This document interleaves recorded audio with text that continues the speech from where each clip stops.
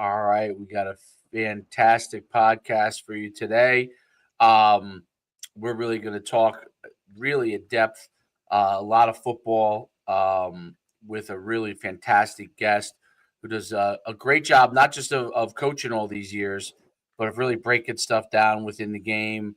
Probably most best known as at least from my side of it, as an offensive expert and guru there from that standpoint. Seen some of his videos over the years, and really excited to talk to him. That's Coach James Vint. As always, I have my co-host with me, actually on my right today, Coach DePascal, and we're really going to dive right into it. Coach has led some of the really best offenses, throughout Texas. His teams have put up insane amount of points. He's really done a fantastic job. One of the kind of innovators, I think, at the high school level within the RPO system, and really driving the ball down the field and leveraging what the defenses do against him to really take advantage of their alignments, their assignments, in putting his offenses in the best position. Um, as possible. So he's really a guy that's led teams to the highest level, to the championship level. His offenses, the points and numbers that they put up are insane, and he's really done a fantastic. I think one of your offenses put up like 6,000 yards total offense in a season, which is just mind blowing. But yeah, without further ado, let's bring on Coach Vint. Coach, how's everything going? Good. Thank you for having me. Coach, dive a little bit into your background. You've coached for a long time.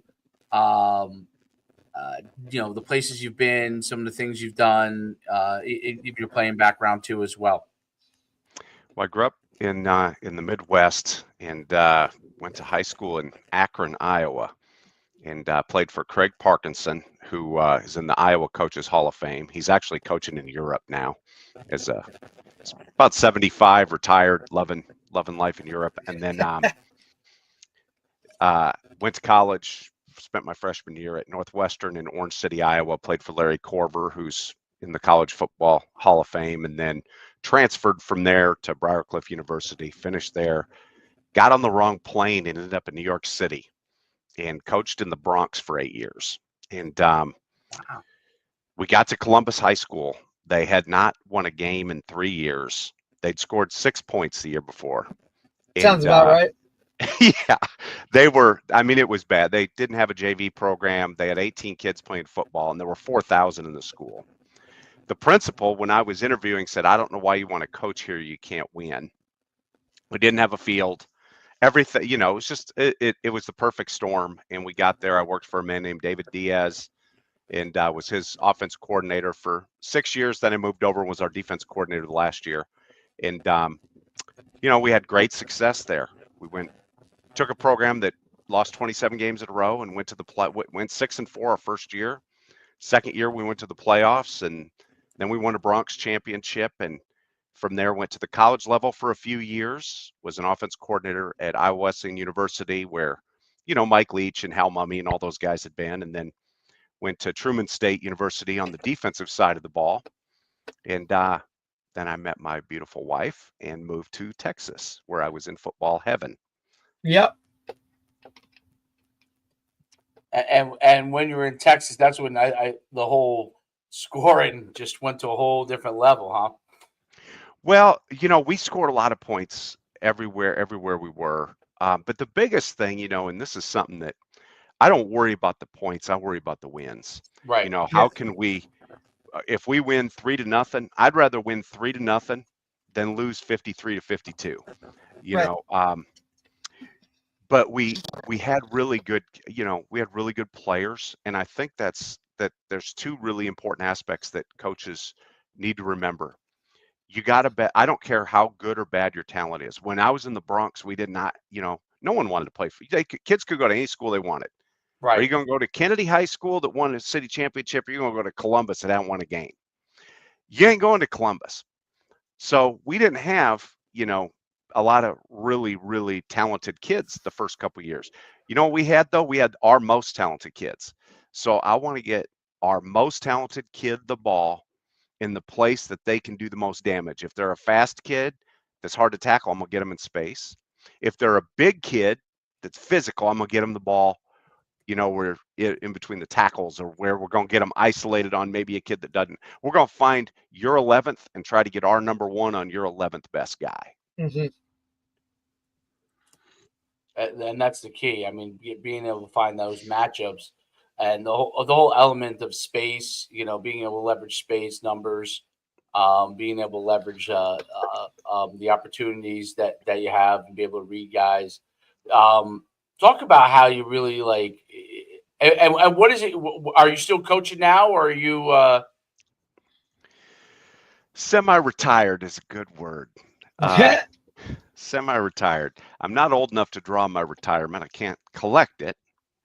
But I had enough, years in and stuff that I had an opportunity come up, and I'm working for a private equity firm doing some education technology, and I build internal training and development programs and things like that. So that's good. Mm-hmm. And then I speak at clinics, do programs at schools, things like that, kind of on a consulting presentation basis. Very cool. And your Twitter's super active with all the stuff you do, and like from a football standpoint, and showing different things from that standpoint. Talk about how you from an offensive standpoint, how you came across the RPO system and started really involving that.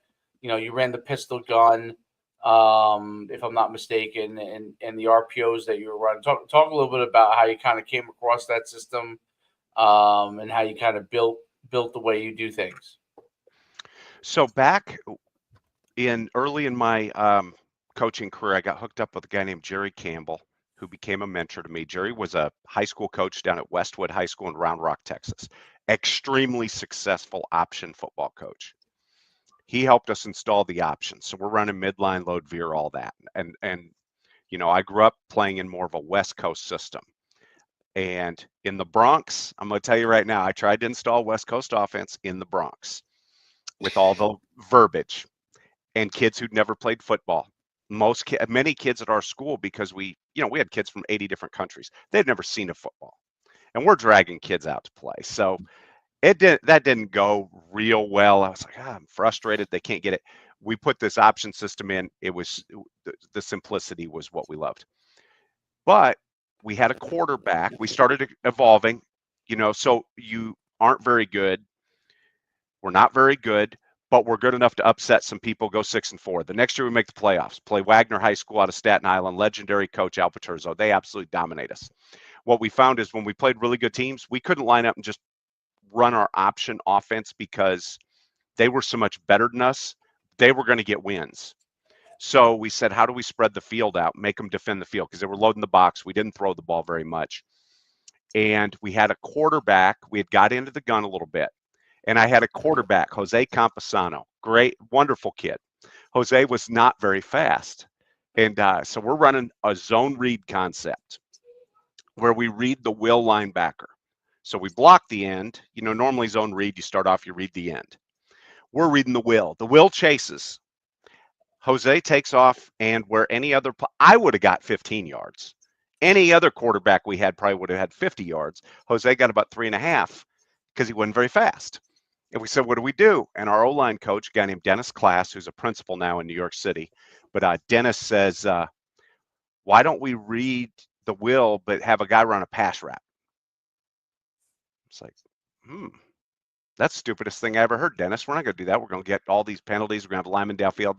And, me being, I'm in charge. That's a dumb idea. You ever had a boss tell you it's a dumb idea, but it's really genius? Yeah. Yeah. So that's what I did. And he kept on. He was also the reason we got in the pistol. People started gaming our zone read. And Dennis said, why don't we put the back behind the quarterback? Dennis, that's the stupidest thing I ever heard. Next week we did it, and we rushed for 420 yards because they didn't know which side we were going to read, so they couldn't run their little stunt game. So Dennis way beyond his years. He was a young coach, but great suggestion. So that's how we ran our first RPO. I actually have a YouTube video of us running that because we were still getting under center some. I have a YouTube video of us running an RPO, reading the will linebacker from under center. So the offensive line's blocking inside zone. If the will linebacker opens to the number 2 receiver, the quarterback gives the ball in inside zone. If not, he's just going to rise up and throw. So, and he rose up and throw. So I put that on YouTube. It was from 2004. Right. But that's kind of, Coach, that's kind of how we got into that. Was we had a quarterback that wasn't necessarily very fast, so he couldn't run. So we started replacing with pass routes. And then we said, well, why can't we do this with all our quarterbacks? And that's really how it became, was how do we solve problems? Because what are defenses trying to do? They're trying to +1 you in the box. How can they take a guy who's not in the box and add him to their run fit? Well, if they're doing that, he's vacating a pass zone. Absolutely. So that's what we're trying to do is let's take advantage of vacated space. And how many times, I mean, you guys both know this. If I call power pass, right? It's play action off power, however you call it. What does my offensive line do? They know it's not power, so they immediately show their chest, and you get, Absolutely. So the defense, they've been triggering on power, now they don't. Well, if we just call an RPO, they're going to get low hat. Our offensive line's going to stay low. The defense is going to trigger, and what's going to happen? Now the defense is downhill. We give ourselves a chance. So we're going to get that good look. And if they don't trigger, we can still give the ball.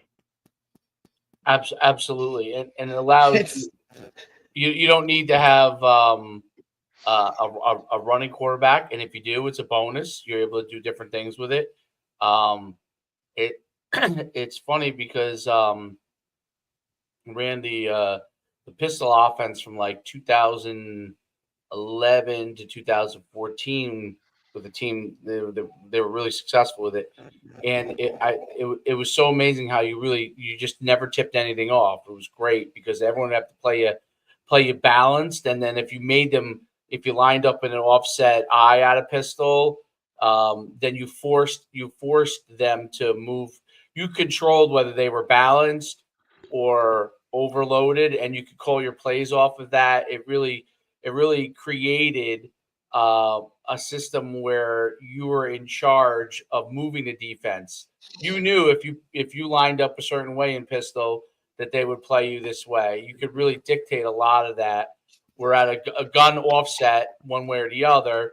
They start to dictate, and they know kind of your rules. And so they start to overplay to the opposite side. If your back's a better back, or whoever the better runner is, or so on and so forth. Talk about kind of how you really started to read it. Did you read like one particular guy? Did you like to read different levels? What did you do from that standpoint in RPO? So with our zone read principles, we started off reading a down guy, obviously. So similar to our option concepts. And then as we got into the RPOs, the first one we read was the will linebacker, as I was talking about. And that was, we're going to throw a stick route behind him. One of the things we found is you don't want your receiver to run behind the will linebacker. You need him to run adjacent to. Otherwise, he can trigger and still put his hands up and be in the throwing lane. So from there, we started to just solve problems. Who is the guy they're adding? Who is it that, so it might be, we see a lot of teams that play quarters coverage, boundary safety. Are they adding the boundary safety? What run action forces them to add that boundary safety? I always want to be, I don't want to be short a hat. So to give an example, playing Caprock High School, we're running zone read, and we're in a trip snub set, and they're bringing that boundary nub side safety down, and the corner's playing outside leverage. So instead of having our tight end block, we had our tight end chip and climb. And we just read that safety. And told our back, you need to keep this on the back side, on the read side, because we're not going to get that 9 technique blocked, but it's okay. Don't worry about it. You're going to keep it over here.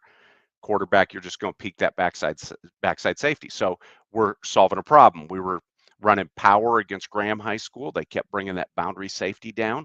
So we ran a glance post behind it with our single side receiver. And then from there, it started to, all these things evolved.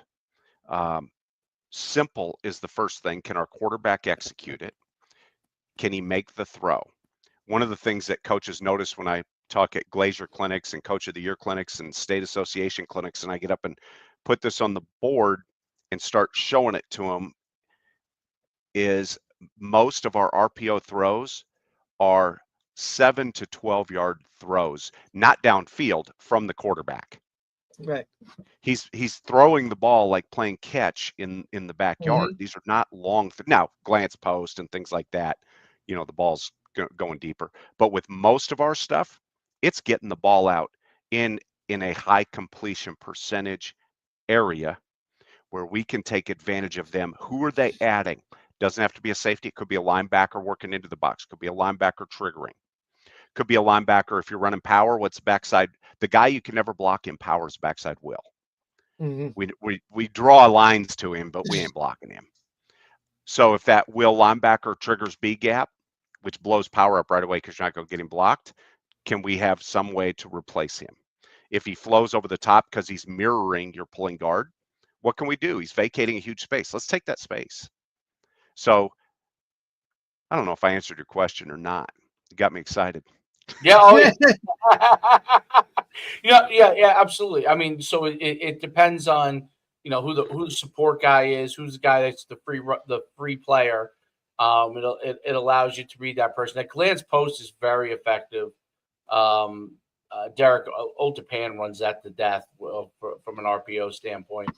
And because, they run a lot of power game and they know that you're eventually, if they're having success with power, you're eventually going to bring your guy down, and then, they just read that safety and boom, they're on their way. They got a guy free running to the house, so of course, it's really, really a phenomenal system. Now, do you ever like I see now, like in the colleges and like obviously like Lane Kiffin runs a ton of RPOs at Ole Miss, and did you ever worry about your quarterbacks taking like an unnecessary shot or anything like that? Like a guy like maybe a guy that you're reading actually comes off the edge on a blitz, and he's a little slow getting it out. You know what I mean? Getting it out or reading it and taking it because you're not blocking that guy. Do you ever worry about that? And did you ever create any kind of solutions from that standpoint?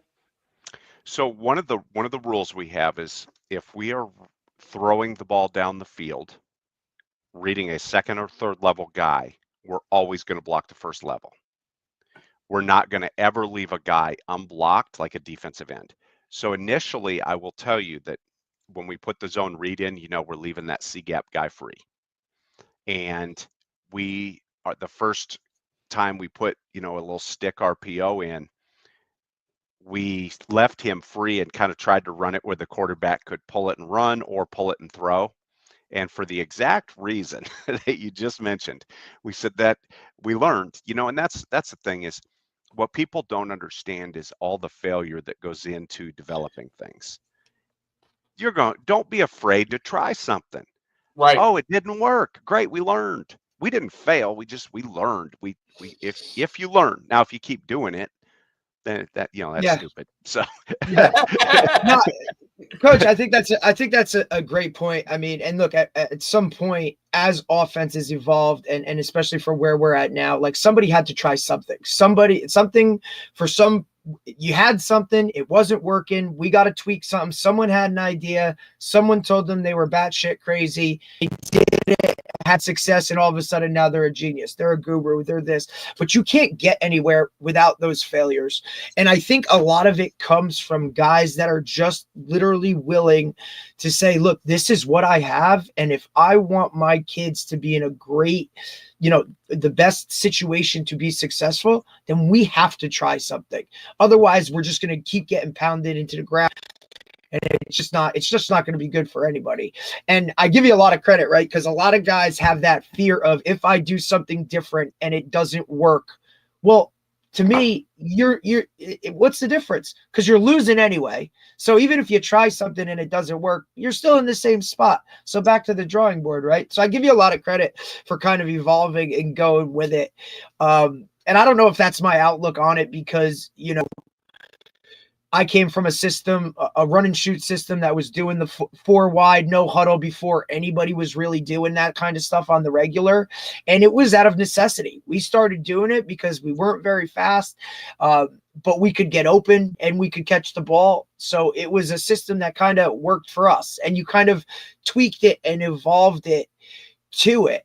Now, Coach, as the offense progressed along, and now, you leave New York City, you go to Texas. How did it take that next step? Was it players? Was it, what was the main factor kind of when you got to Texas, kind of how it really took off and went from there? Well, I think, number one, we did have really good players that fit. Number two, we had I got to be around some really, really, really phenomenal coaches. Some people that really, really unbelievably smart guys. And then I would say the third area is New York, or Texas is a little different. Texas, you get something that you don't get in New York City, and it's time. Yeah. Now everybody gets it, so you don't really have an advantage unless you turn the time into your advantage. But we had, an athletic period every day. We had so we're going to see our kids every day. They're going to show up to lift before and after school. They're going to show up for 7-on-7. They're going to, so I would say that having that little bit of time helped, but also learning simplicity to keep things simple. You were talking about run and shoot days. I still remember when we were playing, I was coaching, and Boomer Esiason puts on a game. I don't know if he still does, in New York City, an all-star game, to raise money. His son Gunnar has cystic fibrosis. So he raises money through this all-star game, New York City against Long Island, the best players. So I'm coaching in that game, and Al Paterzo and some of the guys from Staten Island are there. At the time, they were Vinny Lano from Fort Hamilton was running the offense, and with Al, and and they were running the run and shoot. They put it in for this all-star game, and I thought, from playing against them, I'm like, man, how are we going to get that put in 4 practices? Because that's hard to defend. It's complex. They were signaling everything. The quarterback would alert everybody. He'd give 3 words. One of them's live. Every play was a 1-word, like speed option was snake. Yep, that was it. It's all one worded. It was all 1 word. And what happened was, so that helped me. That lesson there helped me because we could be a little wordy at times. Right. Chip Kelly was at New Hampshire. He came down to recruit one of our running backs. And I told him, I said, we've been trying, he watched, Chip Kelly. One thing about I will tell you that 90% of the best college coaches and even NFL guys, when they were in college, when they come recruit, they don't just walk in, take a few pictures, shake hands, and leave. They want to talk ball. And a lot of the ideas that you see at the college level, they might have picked up from a high school. Right. That now Chip Kelly did not pick up any ideas from us. But what happened was, he said, hey, I see you guys are running a little no huddle watching his film. It looks like you're going tempo. And I said, we're trying. And I was like, we're having trouble. We're using the wristbands. He said, don't. He said, and he explained to me how to do this. And he said, if you go to McDonald's and you get a number 1, what is it? Big Mac, fries, and a Coke. Everybody knows that. He said, yeah, formation, motion, play. That's it. So now you can give 1 word for everything. And we started to 1 word some of our calls. Of course, you know how we are as coaches. Hey, what if we combined this and this? Now all of a sudden we give 5 words. Yep. But the simplicity, that simplicity that we learned from the run and shoot guys, and from Chip Kelly, and I'm going to say this, any coaches listening to this, anybody listening to this, don't eat at a table. When you go to a clinic, a conference, a convention, don't eat at a table with people you already know. Don't eat at the table with people that are at the same level as you. Find people at a higher level than you. And if you think you're at a higher level than everybody there, then you need to go to a different event. Go sit next to people that you don't know and ask questions. If you're a young coach and a coach comes in to recruit, this is something I tell every young coach. When your head coach tells you get to be the recruiting coordinator for your high school, you need to be excited. Absolutely. That is the best job ever, because now you get to communicate with all these guys. And when they come in, if a college coach comes in and you don't get them on the board and ask them a question, you've just wasted it. So that's a lot of this too. We didn't invent any of this. We stole all of it. Oh yeah. I'm a plagiarist. I'm an admitted plagiarist. Stole it all. That's the key, by the way, to be effectively stealing everything you need and putting it into your system. I think Derek brought up a great point. A lot of these systems that are now run and that are very successful, like the run and shoot or RPO based system, came out of necessity of the players that you had and your need to evolve around them and run something that they could have a lot of success with. I think that's like one of the most important things that have come out of football in the last 10 years is to really adapt to what your players can do and create those kind of systems. Whereas, if you went back, maybe, when you started coaching, a lot of guys were still locked into like, I run this system no matter what guys come through here. I don't care who these dudes are, right? And I think guys have evolved it. And even in some base systems, even systems like, a guy that lines up in the eye, let's say, and not that there are many that do that anymore, but let's say they did.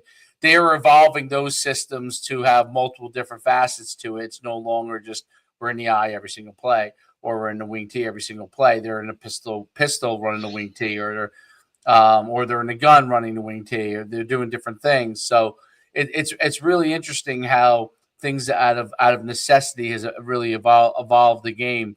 What have you seen on the leadership side of things? Things that you really learned as a coach from a leadership standpoint, and things that you now try to help other people, understand what's important in leadership and helping them get the most out of their players. Well, the first thing, that's such a great question. The first thing, when I first started coaching, it was basically to extend my athletic career. I wanted to continue being competitive. I'd been a college athlete, played 2 sports, wanted to keep it going.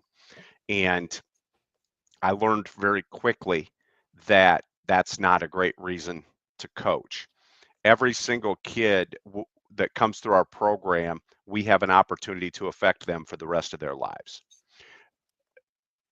To do that, to be able to take and transform young, and in fact, I quote tweeted this the other day, quote posted, whatever the words are we're supposed to use, but Marcus Lattimore wrote a poem and read it on Twitter about one of his coaches, about Shane Beamer, and how when Marcus Lattimore, who, superstar, but we see the tip of the iceberg. When he came in, he was a nervous freshman, and he's going through this drill, and Shane Beamer talked him up, completely changed his mentality. Our words are powerful. What we say to kids is powerful. Everything that we do with our young people is going to affect them the rest of their lives. Are we building empowerment, or are we building entitlement? So I like that. Are we building them to become successful and believe that they can overcome obstacles, or are we trying to smooth the path for them? We had a kid that had played for us that went to Alabama, did not play. He wasn't a great football player, but he went there because he wanted to be a student manager. He wanted to be a part of the Alabama football program. He ended up being a student manager. And I got to pick his brain about Nick Saban. And he said, Coach Saban, number one, loves his players more than anyone you'll ever know. He's not touchy-feely about it. He's not going, well, I love you guys. It's not like that. He said he's going to see the best in them, He's going to set a high standard, a higher standard than any individual would set for themselves. And then he's going to hold them accountable to meeting that standard, and he is going to do so unapologetically. Because he cares enough about them, he will confront them when they are not performing the habits and behaviors necessary to achieve that standard. And that's where the leadership piece comes in. Number one, are you setting the example? Number two, are you setting the standard at a level that people must really push harder to achieve? And then are you willing to provide them? Now, I talked about accountability. You got to have consistent accountability. But then are you providing them the support to meet the standard? Are you giving them the tools they need to be successful? And from there, if they don't meet the standard, are you willing to confront them? And once you can take your standard and make it their standard, meaning if you're on my team, if you play for us, I set a standard. I don't want it to be you're trying to meet my standard. I want you to adopt it for you. Because once it's your standard, you own it. And I think that's, if we can do that, and you all have, you all have seen what our world is right now. Yes. We got a whole lot of mentally soft, weak, just people cannot handle adversity. They get offended all the time. We have got to, that's where coaching comes in. If football coaches could take over the world right now, we'd have, number one, we'd probably have one big war, probably two brackets, we'd just get everything solved. All right. And then everybody'd argue about who's in what bracket. But at the end of the day, everybody, we'd have some law and order. All right. We'd have people caring about each other. We'd have people looking out for each other, and we'd probably have, a balanced budget and a lot more success in the world.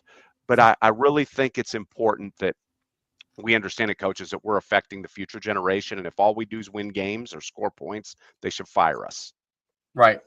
There's no doubt about it. That's the most important part. And I think high school coaches have a enormous impact, even more so now than ever in the space, because when they go to college with things like the transfer portal and on NIL, I would say the college coach can still have that same influence, but in a lot of cases are not going to have the opportunity to have the same level of influence they might have had in the past, because even if you have that intent, you may have them for a year, you may have them for two, which is different than having a guy for 4 or 5 years, and really being able to stage that kind of influence. And the high school coaches have a even more important role, because yes, there are kids that transfer in some cases, but still the majority of players are at the place that they're going to play at for the whole entire 4 years. So I think the high school coaches have a huge impact. And I don't think that now in Texas, obviously, in South Carolina, in Georgia, they're probably paid accordingly to be able to have that influence. And a lot of places throughout the country outside of that, they're probably not. And I think it's even more important for those places where they are not kind of compensated in that standpoint, that administrators give them the opportunity to really be able to influence and help players the way they need to, because that's the reward for those coaches. The reward for those coaches are seeing that those kids go on and being successful, because none of them are going to receive a financial reward at the end of it all, but they're going to see their kids go on and be successful people. And I think that's an important thing. And they do, I'm sure they do so in Texas and Georgia, South Carolina, but I'm sure if you don't, and because you coach in Texas, I'm sure if you're not winning a bunch of games, all of a sudden you're at a different place in those areas. So, but it's really important, I think, that high school coaches continue to recognize that they have a really, really important role in that area. And I think most importantly, that administrators continue to recognize it, because football players have the most, they have the most people on the team in most cases in your school, and they have the most impact on the most amount of people. And you want those guys to feel like they have the ability to do what they need to do from that standpoint. Win, lose, or draw. but yeah, I think it's really really interesting. So talk to me about, because I think you're really right as to the fact that football coaches can really have a huge influence. Talk to me about, and I'm kind of putting you on the spot here. If you were a college coach today, because you've coached in college, if you were a college coach today, what would your approach be in the world of development, knowing that in a lot of cases you may have players that may move after a couple of years? How would you kind of approach that overall leadership aspect to developing young men? The first thing is when they're with us, we can't control if they leave. Right. We can control what we do, and we have them. So that's the first area. The second thing, I'm going to do what Tennessee's done. So Tennessee's player development department, Tennessee did something really neat. We got hooked up. So I met a guy a few years ago who was an artillery officer and played football at West Point and was developing some software, analytic software, and he wanted to test it out. He went to hundreds of high schools, called them, and we said yes. Heck yeah, you're going to let us try this out, and it was really cool. And what it was we put our data in there. We it took 5 seconds. We took our playlist from Huddle, uploaded it, and it gave us dashboards. And I could manipulate the data so granular that we had a young coach with us. He said, how did you know to throw a screen pass on, 2nd and 12 right there? Like you said, when you called it, you said this is a touchdown. When I put it on the call sheet, I had put a star that said this will be a touchdown. And I said, because on 2nd 10 or more, they did one thing. They brought this boundary blitz. Didn't matter where they were on the field. They were going to run the same blitz from the boundary and play man coverage. And the Mike linebacker to the trip side was going to be responsible for the running back. That all came off the data. Well, what Danny did was he was trying to get more people to do this and the capabilities. And he and I were talking. I said, this would be great for player development. And what they did is, he goes into Tennessee and he just did a podcast with their player development guy. So what Tennessee does is they don't just track football data, strength data, they do player development data.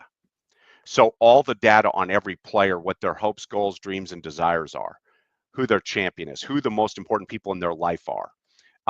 And they're able to aggregate that data, and they get very granular. That's just high level. They get very granular. And they know what each player wants to do football-wise, academically, and then for their life. They talk a lot about life purpose. I would spend a lot of time with young people trying to help them find their purpose. They say the two best days of your life are the day you're born and the day you figure out why you were born. And it took me 50 years to figure that out. I finally figured out why I'm here, what I'm supposed to do. If you're working with players on that level, they aren't going to want to leave. Now, some of them are going to, and listen, there's some that need to. If you're our third string quarterback, but you're really damn good, and you could go to Ball State and get $10,000 a month to play football and be a starter, you need to. I totally understand. Do I like the way it works right now? No, there's a lot of things that could be improved.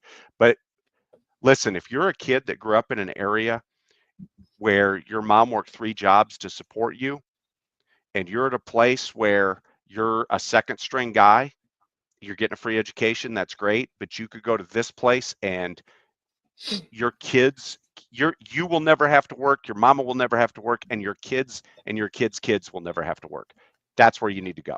And we can't get upset at kids for saying, I have an opportunity here. So that's where I would really get heavily involved in that player development side, building the relationship, learning about their hopes, goals, dreams, and desires, giving them a roadmap to get there, holding them accountable to it, and then supporting them through the decisions that they make that maybe will take them to another place. And I think you'll find when Nick Saban was coaching and the transfer portal started, he didn't have a lot of guys leave because they also dug pretty deep into development of the player off the field. And I think the best programs do that. Mm-hmm. I think there's no doubt about it. And I think the other thing is that I think they know that kid could leave, and they hold everybody accountable to that standard that you talked about. And if for some reason they start to deviate from that standard, then it's no longer the right place for them, right? It's no longer the place that they belong at, and they probably will want to transfer if that's the standard that they don't want to uphold, or they don't think they can uphold, right? So and I think that's a by the way, that dashboard thing, that's, I think me and Derek both wrote that down. That's really, really a very, very interesting concept of being able to track those elements. Not just, like when I was in college, we used to have to write those things down, and you write it on a piece of paper. I never knew where the hell that went, because nobody asked me again until next year when I had to write it down again. So I think that tracking that is a really, really important thing. It's one thing to ask the guys for that stuff, but to be able to track, like, are you on point with what you're doing? And here's what you said, your goals were, or here's what you said, you're dreaming about, well, here's what you've been doing the last 6 months. Does this adhere to your goals and your dreams? And if not, let's get back on track. It's one of the things that, from a religious side, I think one of the things that, being a Christian has helped me to do is keep me back on track. Like, does God approve of what I'm doing right now? Like, so I use that with my child, you know what I mean? Like, when, as children will do, they go off the rails on, anything that is not going their way sometimes. But it could just be something they're frustrated with, right? And you ask them pretty quickly, like, would Jesus Christ approve of that decision? And it's amazing how quick, like, I see someone get centered back, and not everybody believes in Jesus Christ as their savior, but something that holds them to a standard that they can both agree on, that keeps them accountable, I think is really, really an important thing. And that tracking mechanism is such an important element. And I'm sure you're using it in what you're doing today, to be able to hold everybody accountable around you, and people to be able to hold you accountable. It's something in the business side of things, that, especially as you get in bigger companies where you don't know every person as intimately. And I think in college, that's a big thing, right? In high school, you probably, even though you have a lot of kids, you're around them. If you're a teacher, you're around them more. You see them more. So even though you might have a large number of people in college, outside of when you're working with them, they may be often doing 8 hours somewhere else away from you, right? So, or 10 hours or 12, So being able to keep them on track from that standpoint, really, really important thing. Well, I'm curious, do you see correlations between things that you do in business to coaching? Oh yeah, 100%.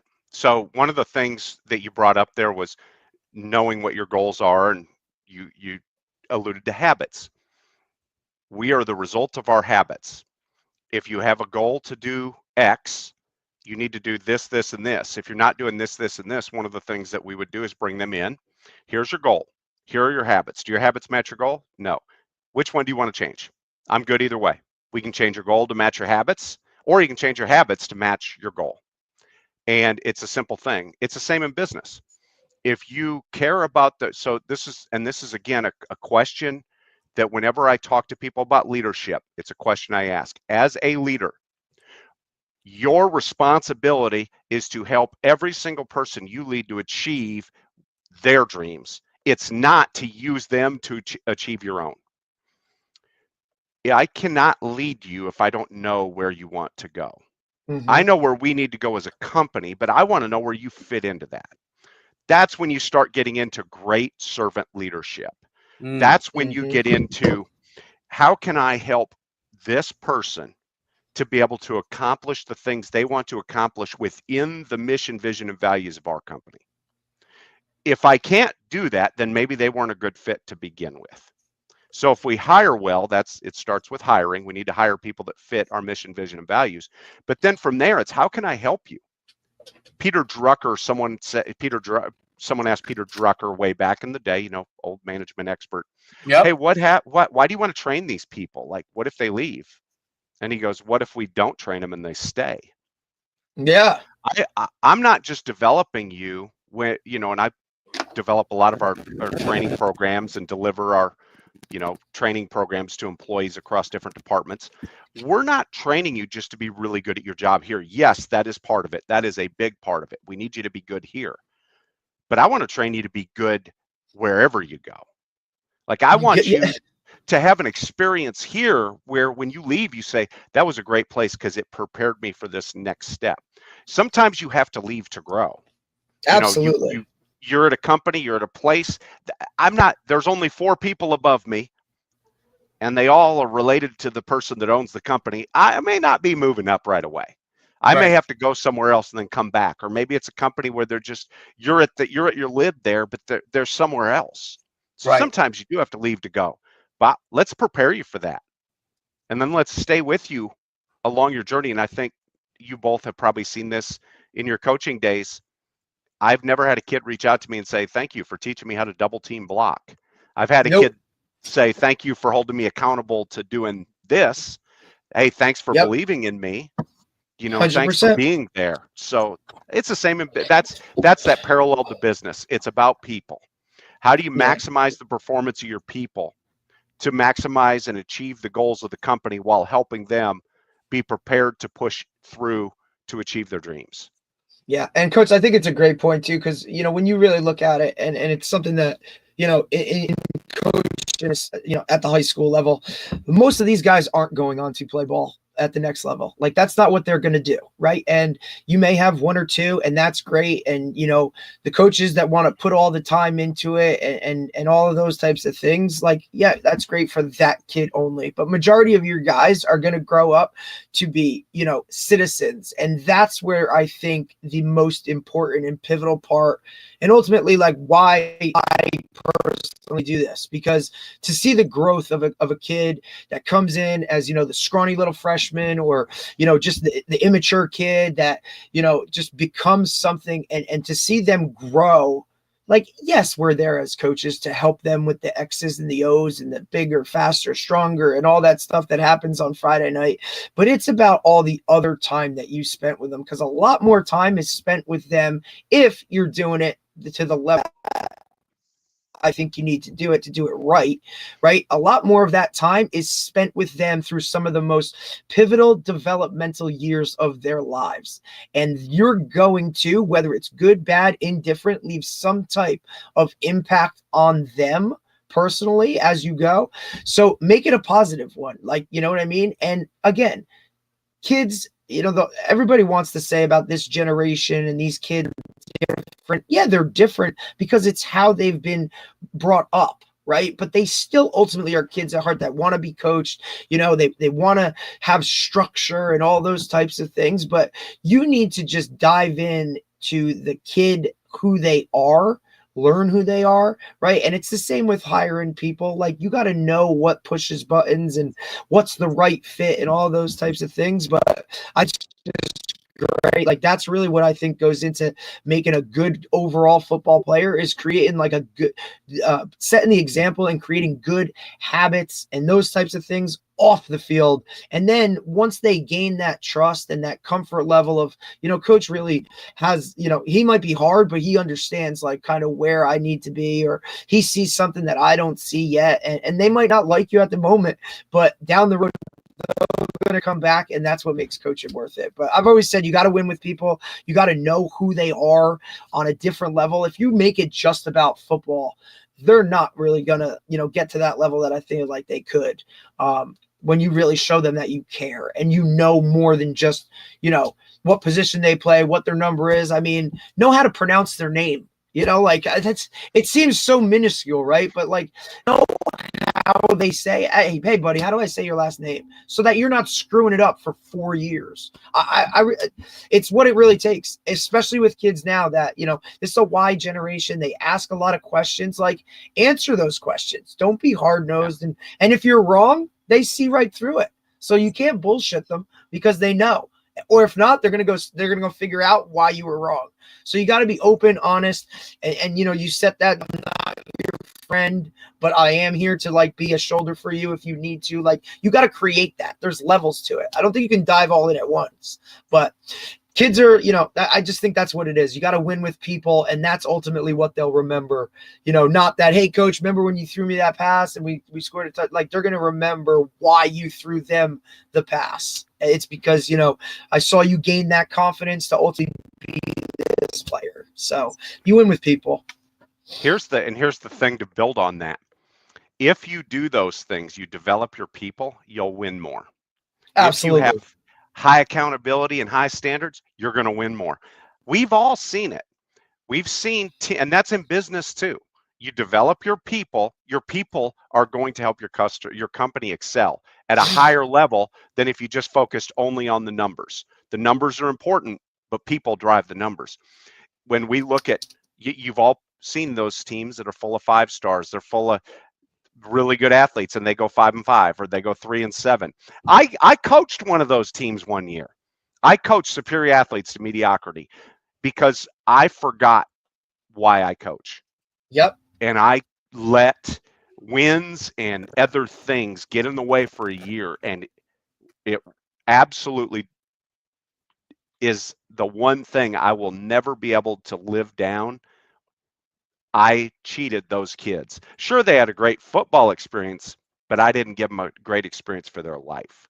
And that's something I think we need to look at. And you've seen teams and you're like, how do they win? How do they win? Like, they're right. little.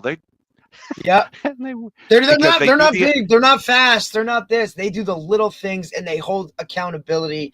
I always like to say too, because look, I came from a smaller type program, and that's how it was with our town and the high school, and it was just always like, how do they win?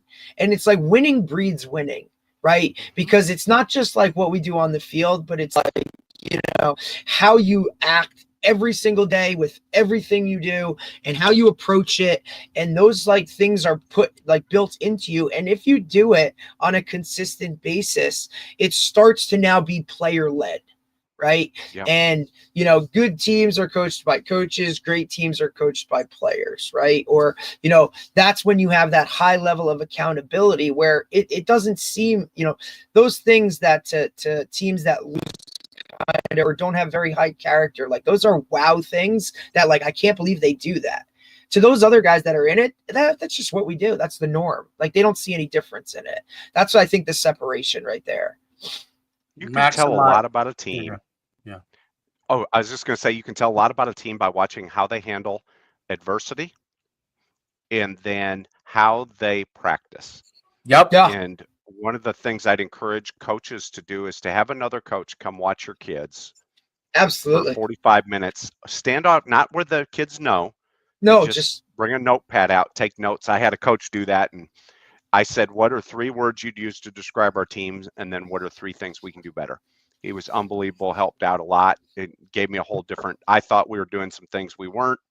And I think that's a vital piece right there. You said it. And then adversity. When I was recruiting quarterbacks as an offense coordinator, I wanted to watch the whole game, whether they were up, down, or whatever. And I didn't want to watch them if, I'm going to watch every game, everything we can get on video. But I want to watch them in person so that I can watch them on the sideline. When they're not in the game, what are they doing? What's their body language say? Because you can see a kid that looks like $1 million, but what does he do when the ball's not in his hand?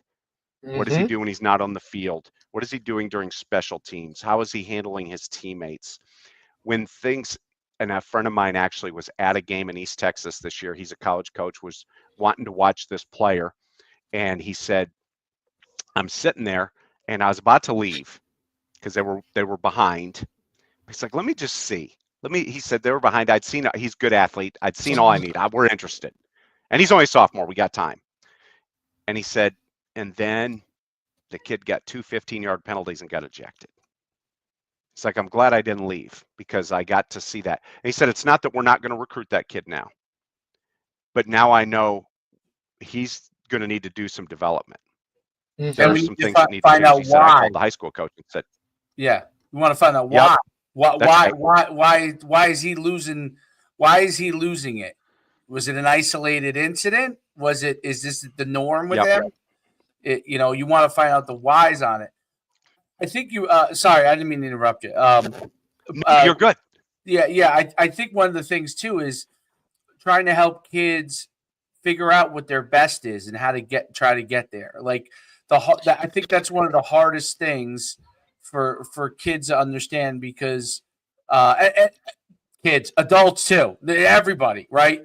But you think you're working hard, right? And someone comes over to you and say, "You've got more in the tank," and you're like, the first time someone says that to you, you're like, "Wait a minute, I thought I was working hard, right?" Like, but you're saying I'm not working hard? No, what it is, you got more. Like, there's more to what you are in order to get to the level you want to be at, right? And then I think all the stuff you and Derek talked about with the accountability part, hold them to. You said to me, "This is what you want to be." Well, this is what someone who wants to be this. This is what they're doing. This is what it looks like, and you're not doing that. And it kind of goes to. I wrote it down. I thought it was so good. Goals to match your habits, or your habits to match your goals. I think that's a really, really good thing because that's a conversation that I think every person has to have with themselves too, as well, on an ongoing basis. Because there are days that my habits don't match my goals.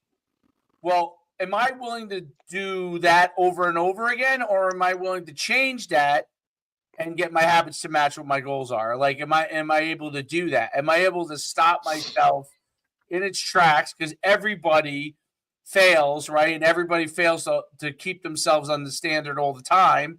Okay. Can I get myself back on track? I think the players and coaches that are able to get guys back on track, right? You talk about that adversity, getting them back on track. And it's funny you said that about, like, you coached a team with all 5 stars and you felt like I felt that happened to me once too. And it was after my team made the state championship. My team made the state championship. Most people would probably say that team overachieved. I had mega stars back on that team the next year. I mean, and they reeled off like 8 straight wins the next year. I mean, winning by like 40 points. But we were always concerned that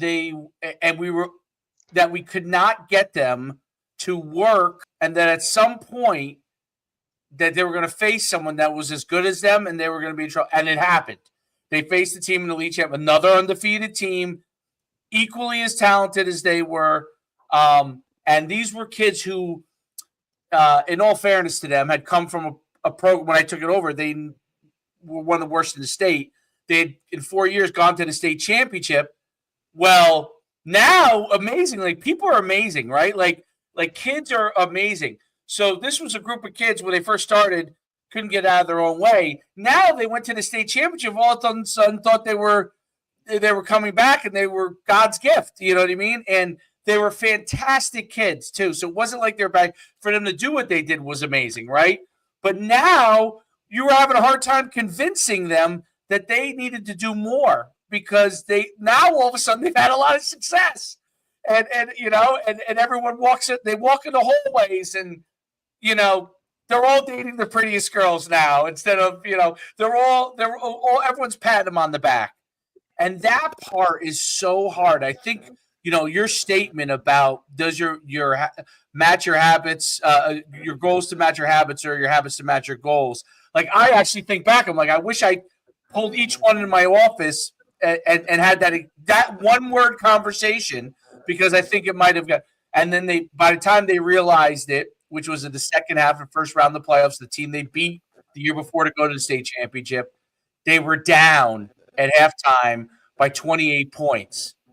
A team who I thought they were better than, but a team that was so good. And they all of a sudden were fighting, but it was too late. It was too late. And after the game, they were all very upset. But it was interesting because they were good kids. They kind of had like an aha moment, like, we let something slip away that could have been ours. And because they were good kids, they understood that part of it. But it was a shame because they had the ability to win it the next year. They had the kids to do that. Whereas the year before, they really didn't. they were younger and they had, and they went to the state championship and we're in the, it's interesting to see how people can get to a certain point, fall off a cliff for a second or two. Can they get back on the cliff? And it's with coaches. That's such an important thing. I would love to, in close, because I brought that up to really see if you can drive home this point in your own way. How do you help people get back off when they fall off the horse, get back on, and realize the things that they need to do to get back to try and accomplish what their best is? Well, the first thing is there has to be a why. They can't just want something. They have to want it for a reason. And that's, again, getting back to that Tennessee question they ask is, who's your champion? Because a lot of times the who is the why. Yes. I want to do it for this person. For me, it's my wife and daughter. That's the why. Because you said something very interesting there. Everybody falls off the horse. Everybody makes mistakes. We have goals. We're pushing to them. The difference between people that achieve at a really high level and mediocrity is the consistency of habits, the consistency of doing things when you don't want to do them. That's all discipline is. Absolutely. Is choosing to do what you don't really want to do when you don't really want to do it because you want to achieve something that's really important for you to achieve. So Is this what you want? Why do you want it? And then what is the step that we need to take to course correct? There is no straight line to success. It's going to curve. It's going to go up and down. Y'all know, and getting people to realize that the problem today is everybody, and again, every generation has said this about the previous generation. Sure, all I can say is kids and adults today, we all know this, we are inundated with information. We have more information available just like that than we've ever had. Thank God there weren't cell phones when I was growing up, because I'd be an unemployable right now. Yep. But I think we need to ask them, what's the why? And then what can I do? How can I help you to make that best decision? And then do we need to tweak something? And I'll tell you, I'm gonna go in a rabbit hole real quick here, but I think this is important. A study came out, Stanford University, Yale University, Duke University had all done studies, and a study came out relatively recently where they had hooked up all these different big research departments, had hooked up machines that track brain waves on athletes. And it tracked them doing different activities, and it tracked them visualizing different activities. And what they found was that the athletes visualizing stimulated the muscles for the activity at the same level as if they were actually doing it. That's the first thing. And Michael Jordan, and you hear about these guys, Michael Jordan, you say, I used to play the game before the game. Yep. If a person, just a regular person, can see themselves doing something, the mind cannot differentiate between reality and imagination. The mind doesn't know the difference. If you can visualize yourself doing it. Now, I'm not talking about you or I saying, we're going to go play in the NFL because we can visualize it. Right. No. Okay. But I'm talking about you visualizing that you can do something. And I think that is something important if people are struggling to achieve. Yes. Can you actually see yourself doing this, or is it just something that would be nice so you're saying it? Because once you can see it, you can visualize it. When I say visualize, I'm not just close your eyes, see a picture. Can you feel it? Can you emotionally attach to it? At that point, you won't let yourself fail. You won't let yourself be undisciplined. And then people, I am on a quest right now, and I'll tease this. In a couple weeks, I'm going to put, I don't know if it'll be a couple weeks, a couple days. I'm going to put something out where I'm going to do like a kind of a challenge for men. Socially, physically, mentally, emotionally, spiritually. 30 days transformation. I haven't named it yet. Got a bunch of different names, but I'm putting the outline together. Free. Just going to be, and I'm going to take them through how to transform your life. I'm living this. I'm not done with it. It'll never be done. But I've lost about 25, 30 pounds completely changed a bunch of different elements, gave up things that I used to like. All right. And my wife, I'm like, man, I don't feel like I'm making any progress. And one day I had my shirt off and I was getting ready to get in bed. My wife said, look at your abs. Ah, love I it. was about to Game not go to over. the gym the next day. I was about to not Game go to the changer. gym. So having someone else, sometimes you need people around you that will see what you see. And the reason I'm going to put this little group together, if you want to accomplish something, you cannot do it on an island. Yes, you need some secludity, you need your time, you need your solitude. But if you want to accomplish something, be around people who've already done it or are going to do it with you. Absolutely. Surround yourself with those like-minded people. And I think that's for, like, that's when you can get a lot of your team, especially at a high school level, because I'll always take it back to being a high school coach and whatnot, is when you can get the majority of your team that's willing to push those guys and set that standard here, then it just follows suit, man, because nobody wants to be at the bottom of any type of list. Like, that's just works. Doesn't matter, like Tony Holler, sports performance and all the stuff that he does when it comes to speed and whatnot. He always says, he rank, record, and publish, right? Rank, record, and publish. Make everything out there, put it down, and especially this generation, everything has to be, it's all visual. It's all about comparison and where they rank and whatever and all those kind of things. Like, but when you surround yourself with guys that want to be all on this and everybody's all on the same page, like, that's when you really got something golden. Coach, I appreciate it. Thank you so much. Coach, it's been awesome having you on. It's really, really interesting to hear, one of the nice things about, obviously you've been a coach, but you're also in business. You see, like, I always say, like, business is a sport, because there is you don't know. In a lot of cases, you may not even know who your competitor is, actually.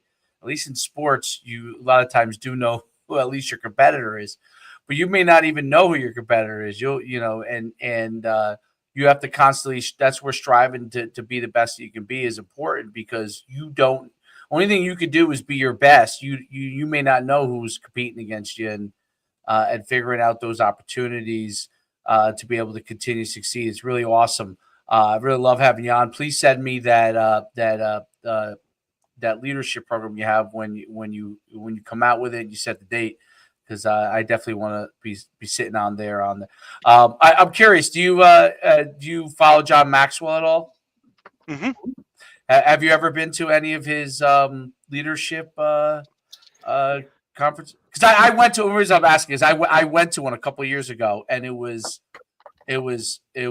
unbelievable. I went to get like a John Maxwell certification in leadership, and it was one of the most amazing, like 4 days, like of just learning, just learn, and mostly learning from other people, like what they did, and he obviously came out and taught a bunch of stuff, and it was really, really, really interesting thing, because I think what you're talking about and stuff that you're teaching is amazing, and it's right in line with that kind of stuff. So yeah, I was curious. I just thought that at some point you might be interested in going to one of his things, because it's unbelievable. I thought it was one of the most when you talk about purpose and figuring out like what you want to be, and helping you with your purpose. It was a great thing to really helping with my purpose and figuring out what I want. So it's really, really great having you on. No coincidence that you're a fantastic coach and a fantastic leader. Really, really fantastic demeanor, and the way that you talk about things, and the way you teach it, and the way you put it in a really, really easy way to understand. I mean, like, I wrote 4 or 5 things down that I'm like, shoot, this is simple. Like, I got to write this down, because not only is it simple, but it's simple to use, and has tremendous impact. So it's great having you on, and we wish you the best going forward. Thank you. It's an honor, and I followed you for a long time and watched your, back in the day, picked up a lot of things from you on the recruiting stuff, and Yep. so just really appreciate the opportunity, and it's been my pleasure. Thanks so much. Coach. Have a great day, James, and enjoy your weekend. Thank you. All right. Thanks, Coach. That was mind-blowing awesome. Mind-blowing awesome. Like literally.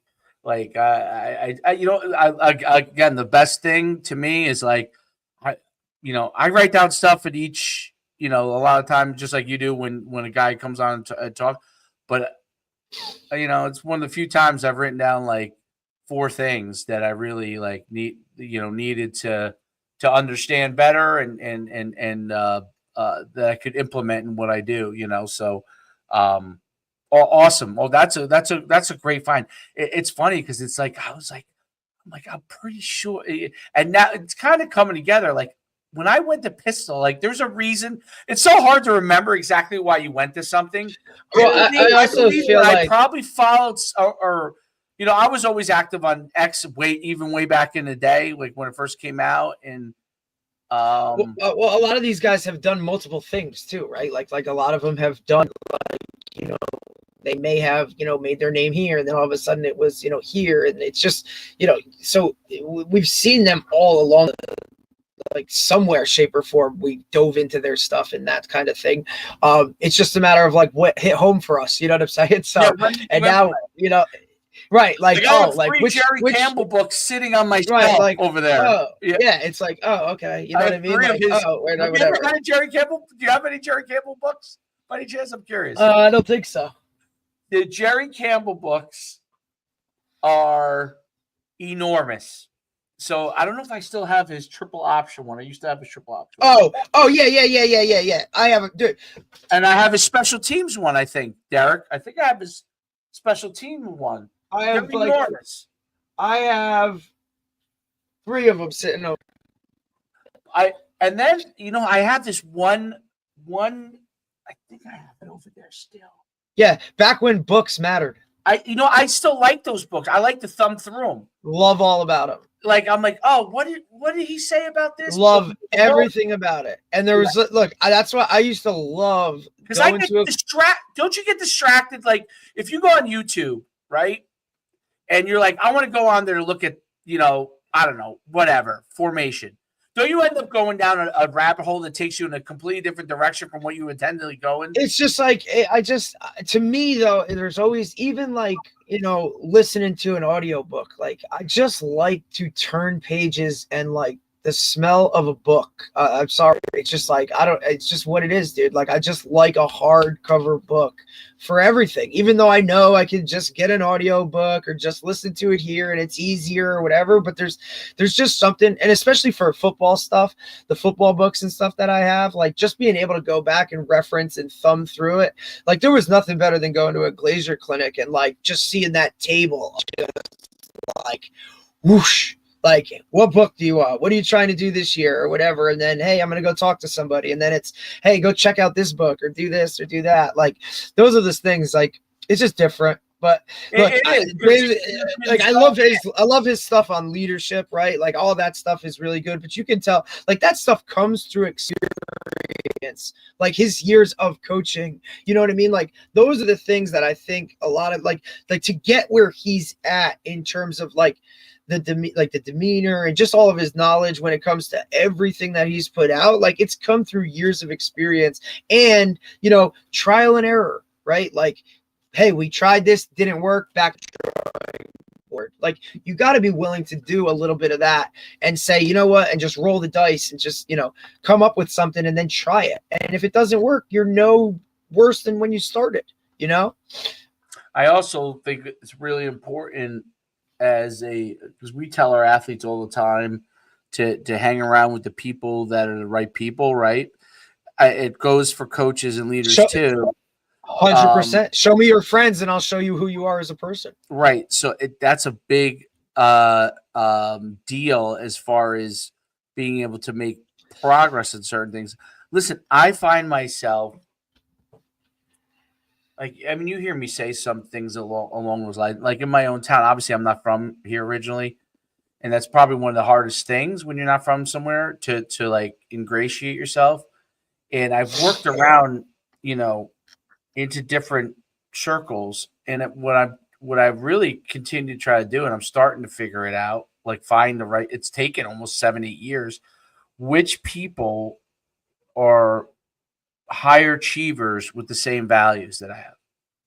So see, the values the part value always is the gets big part. the value part is the big part, right? Like morals, values, like it's something I've always big stood deal. on. It's a huge deal. Like I'm not willing to sacrifice that for anything, whether it's, you know what I mean? Like whether it's monetary or status or whatever That's a that is, like Big that's point. that Because if you just groundwork, choose brother. to be around high achievers, let's say Then you you're just gonna look, you're gonna have you some can be cheers, around- you're gonna have some Steelers, you're gonna have some whatever, you're gonna have some shady exactly. people. Like higher achieve is a wide scope, right? There are people that achieve a lot, but may not have. But how did you achieve that, right? And like, what did it take to get there? Like, there's a lot, right? Like, it's one thing I'll like, you know. Then there are high achievers that have the values that you believe in, that you subscribe. Correct. There's some there, but it's a lot. It is, and you know, I think as for adults have a hard time deciphering that, because you look at someone who is a high achiever, right? And you go and your tendency is, what did they do? And then if your values don't align with them, then you have to make sure you understand what your values are, because then you may, not on purpose a lot of times, but people will shift their values to what someone else does, and that's right. not who they are. Exactly. And now you have somebody that's like, oh, this is just to get, like, you know what I mean? Yep. That's why I loved his thing about, you know, talking to the kid and like writing down their goals and that, you know what I mean, or whatever, and then just saying, is this, you know what I mean? Like, you told me this, but this is what you're doing. So how does this align with that? Like, what are we talking about here? You know, goals to match your habits to match goals. Like, well, and I always thought so when I was in college playing, at least I'm thinking back to it, the first regime, which had tons of athletes, you know, I was recruited in that group. We're missing something that would have got them more offers at Division I, but like had ton, like you would see guys, you'd be like, what's missing here, right? So because they're so talented. Well, that first regime did not hold us accountable with like all those things, okay? Right.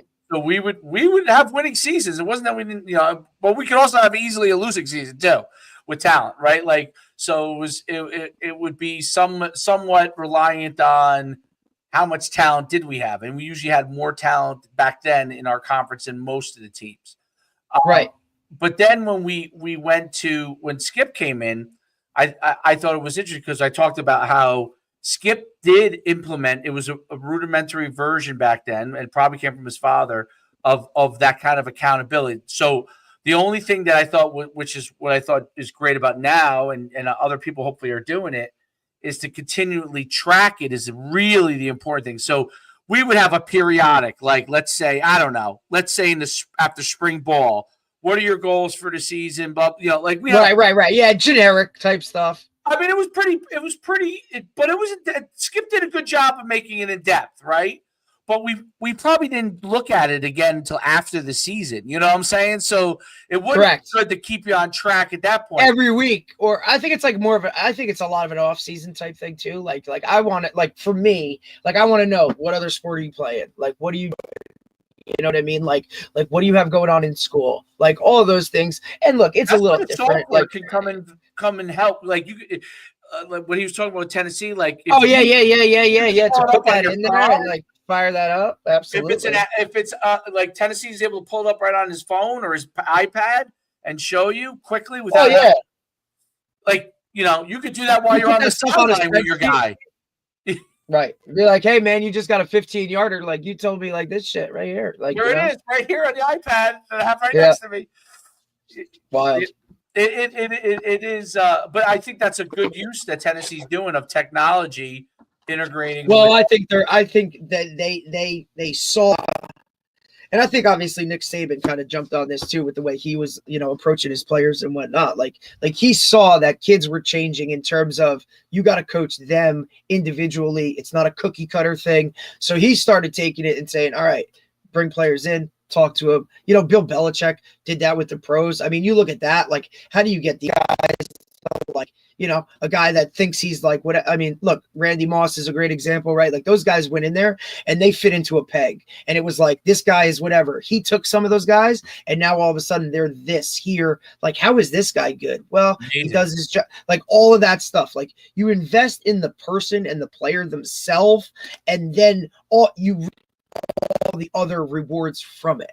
Right now, look, we understand that yes, Jimmys and Joes matter, but who those Jimmys and Joes are as a person on top of being physically gifted or whatever that is matters to you really want to be good on a consistent basis.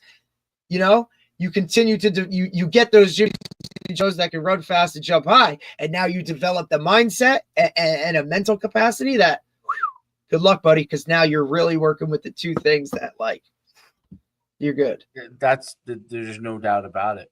That's exactly it. It's that was really good. That was Good dude. Yeah, good dude. And yeah, so we will we're not back till next week, right? Monday morning. Coach Gower finally gonna get him on, hopefully. Yes. I know we're working to get him on, so that was really good. And oh man. And then Sounds good. I think we're all set. We're all set. Awesome. We will see you guys on Monday.